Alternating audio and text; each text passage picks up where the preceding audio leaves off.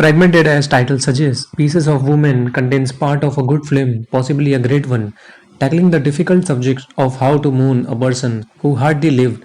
The English language debut of edgy Hungarian film and theatre director Cornel Mundrukozo is at its core a story about a young woman called Martha, played with lambent intensity by Vanessa Kirby, who finds herself in an emotion-fatigue state when her baby dies shortly after birth.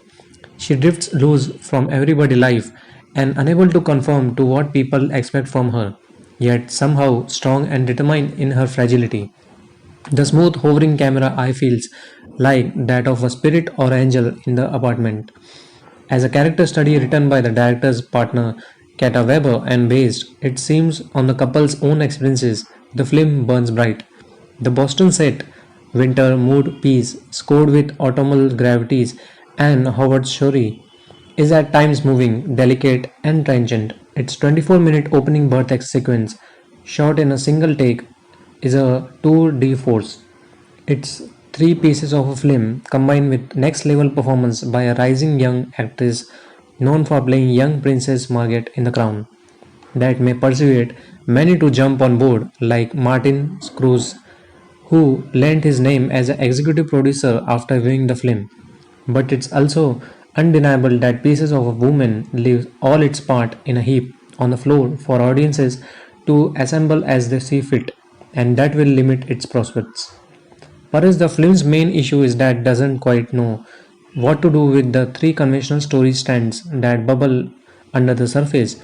The disintegration of a career woman, Martha's loving relationship with her blue collar partner scene, her tense support rapport with a rich, controlling but also confusingly old mother, and a court case that implicates midwife Eva in the death of Martha's baby. Set over the course of one winter between the baby's death in September and a spring shoots of April, Pieces of Woman was filmed in Montreal instead of Boston. But the switch is convincing. There is something oppressive about the European revival architecture of the red back or granite buildings that rise from the city's snowbound streets, a sense of inauthenticity and alienation that bleeds into the mood and underlines Martha's emotional freeze. It's divided into 8 dated chapters, one for each month, each introduced by a long shot of the construction of a new bridge across Boston's Charles River. This is a building project that Martha's partner, dried out former alcoholic Scene, is working on that start of the film before he rushes home to be present at the home birth of his daughter. An astonishing sequence, shot in a single take with the aid of a gimbal in which the smooth hovering camera eye feels like that of a spirit or angel in the apartment.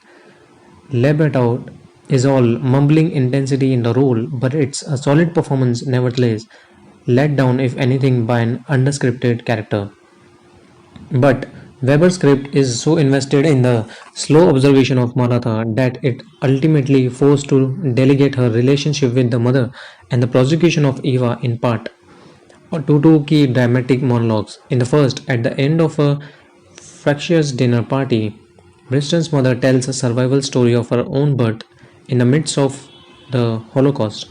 In the second, Martha delivers a courtroom speech that is supposed to be Catholic but in fact raises all the sorts of unanswered questions. These are both fine bits of acting, but they do nothing for a story that feels undercooked, rushed towards the end.